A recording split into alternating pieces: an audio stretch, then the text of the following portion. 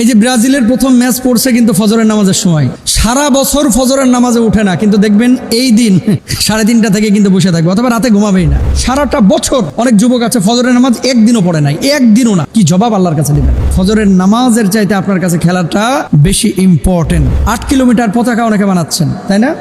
জমি বেচে পতাকা বানাইছে, এর চাইতে বড় ছাগল আছে আর কেউ?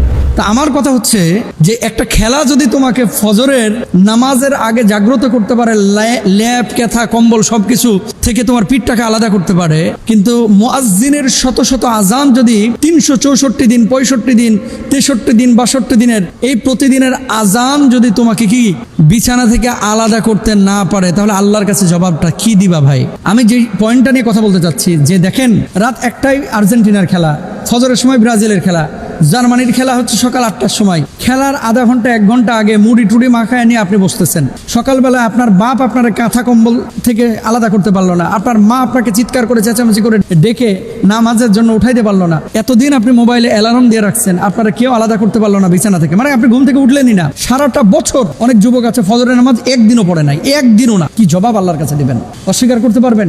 হাজার হাজার না লাখ লাখ যুবক বাংলাদেশে আছে যারা ফজরের নামাজ সারা বছরে একদিনও পড়ে নাই, অথচ খেলার জন্য ঠিকই কিন্তু 3:30টায় জেগে উঠে বসে থাকবে। খেলা দেখার জন্য ঠিকই 3টার দিকে উঠে বসে থাকবে। খেলা দেখার জন্য ঠিকই ফজরের আজানের সময় উঠে বসে থাকবে। তার মানে কি ফজরের নামাজের চাইতে আপনার কাছে খেলাটা বেশি ইম্পর্টেন্ট। এবার আসেন, আমি কিন্তু খেলা দেখা না দেখার বিষয়ে বলতেছি না, আমি বলতেছি ফজরের ইম্পর্টেন্সি, যে গুরুত্বটা কি, যে আল্লাহর জন্য, আল্লাহর নামাজের জন্য মুয়াজ্জিন এতদিন ডাকলো, আপনি উঠলেন না, কিন্তু আর্জেন্টিনার খেলা দেখার জন্য, আপনি ব্রাজিলের খেলা দেখার জন্য, জার্মানির খেলা দেখার জন্য আপনি কিন্তু ফজরের সময় ঠিকই উঠে যাচ্ছেন। তো কিয়ামতের ময়দানে যখন আল্লাহ জিজ্ঞেস করবে, বান্দারে শত শত আজান তোর কানের মধ্যে পৌঁছালো না, ফজরের নামাজ তুই আদায় করলি না, অথচ ফিফার সেই ফুটবল বিশ্বকাপে ঠিকই জেগে উঠে বসে থাকলি, এটার হিসাবটা আমাকে দিত, কি জবাব আপনি সেদিন দেবেন? জবাবটা আপনি কি দিবেন? আমি বলতে চাচ্ছি যে সারা বছর ফজরের নামাজ আপনি আদায় করেন ভাই। হ্যাঁ, একটু বিনোদনের জন্য আপনি খেলা দেখছেন, তবে অশ্লীল কোনো কিছু থাকলে আপনি সেই খেলা দেখতে পারবেন না। রাসূল আকরাম সাল্লাল্লাহু আলাইহি ওয়াসাল্লামকে আল্লাহ সুবহানাহু ওয়া তাআলা যেমন বলেছেন, আল্লাহর হাবিব সাল্লাল্লাহু আলাইহি ওয়াসাল্লাম তিনি বলছেন কি, মান সাল্লাল বারদাইনি দাখালাল জান্নাহ, যে ব্যক্তি 2 শীতল সময়ের সালাত আদায় করবে সে ব্যক্তি জান্নাতে প্রবেশ করবে। সুবহানাল্লাহ। 2 শীতল সময় মানে হচ্ছে ফজরের নামাজ এবং আসরের নামাজ, যে ব্যক্তি আদায় করবে সে ব্যক্তি জান্নাতে যাবে।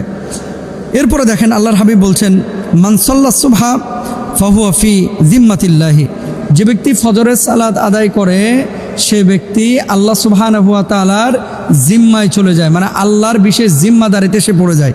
সুবহানাল্লাহ। এরপরে বলছেন, রাকাত আল ফাজরি খায়রুম মিনাদ